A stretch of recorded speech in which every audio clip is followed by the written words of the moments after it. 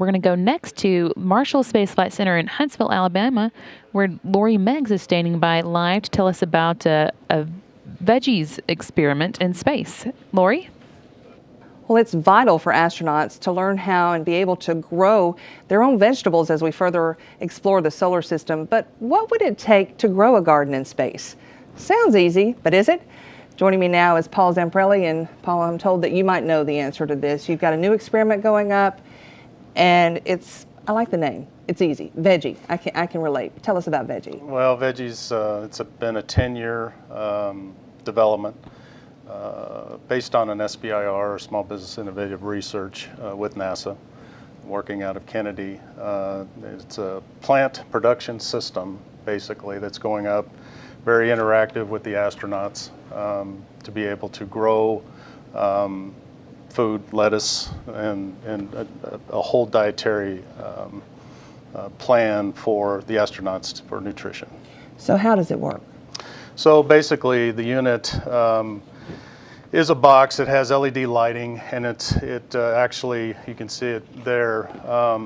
It has LED lighting that is an accordion type, and the plants grow as, and it is very interactive with, and the astronauts can touch and feel and tend to it just like a real garden.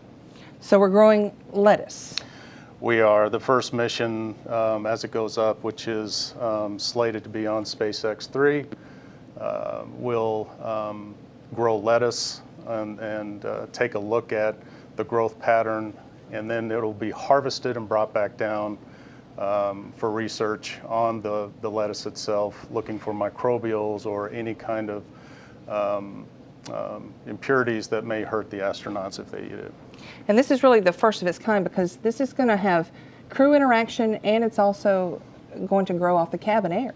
Correct, correct. Most of the science, there's been a lot of plant science put on station, but it's all been encased and very hands-off. The environment has been very strict with it. This is open to the air, being able to grow on the air that's in the cabin itself. So it's different.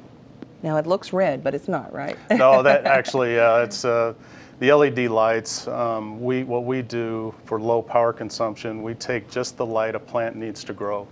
That light is a lot of red and some other blends.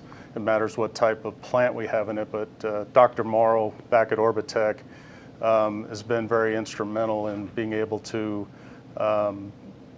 do the right pitches for the plants. There's a lot of science that goes into it, but it makes it grow very fast and efficient. So what is the science mission here? We're going to grow it, harvest it, then they won't eat it, right? Correct, correct. No, it has to be flown back down and then analyzed. And then once that is approved, then they can start growing and eating it as a supplement for what they're doing on station. And you have a unit here, I do. Right? This actually is what we call a pillow, and it has a spigot to inject the water into it. It's a manual injection, and this goes inside of the plant unit, and then the plant just starts growing out of here, and it follows the track of the light, just like normal plants do. The challenges that we have with zero-G is to keep everything encased, all the soil, the nutrients, the seeds. We can't have everything flowing around because it is open to the cabin, and we don't want any of the impurities or any of the call it dirt to get out, and it grows very cleanly. And this material is a Kevlar material, and we're very happy, and this was co-produced or co-developed with NASA and Orbitech.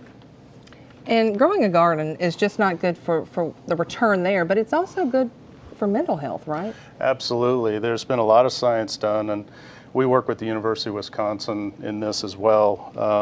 And the environment of a plant or plants have been shown to create a stimulus inside of the human being that is all goodness and wholesome. And especially on long duration space and some of the terrestrial applications too, for here on Earth, it's very good for the brain. And why did you want to grow plants in space? What brought the interest about to your company? Well, how did you get involved with NASA? Our owners, Dr. Eric Rice and Ron Teeter and Tom Crabb, they have a vision, and their vision is for humankind out in space, not only habitating the moon and Mars, but long duration space. And plants play a big part in that. And of course, with Wisconsin and that influence on growing and farming and everything like that, it was just a natural in this area to be able to do that.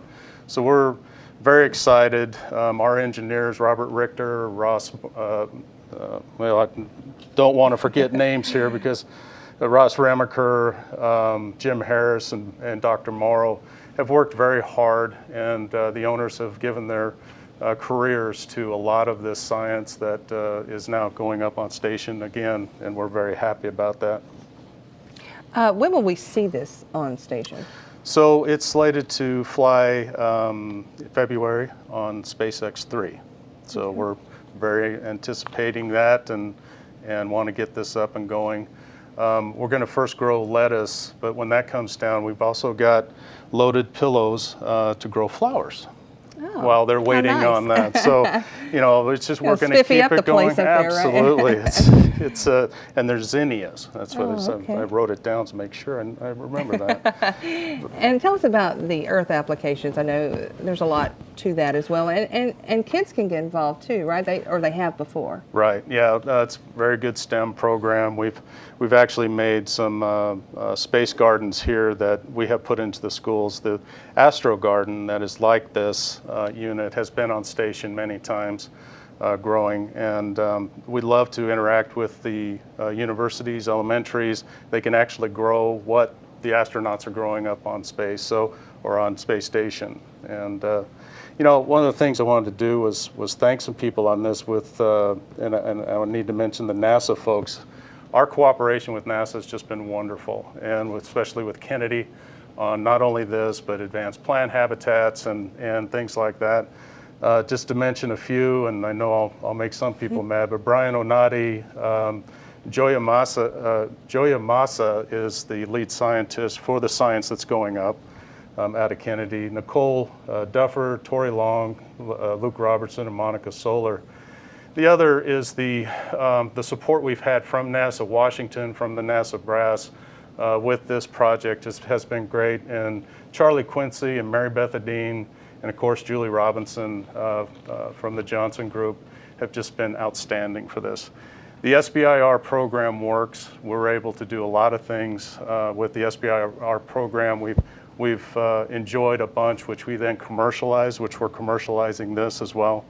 But the SBIR office of Jennifer Van Pelt and Michael Vincate, it was wonderful. They did a wonderful job with us, still doing that wonderful job with more and more projects that we have on this. Well, Paul, it takes a village, and we thank you for sharing with us today. We can't wait to see VEGGIE launch next year. And that'll do it for us from the Payload Operations Integration Center. Now back to you at Mission Control in Houston.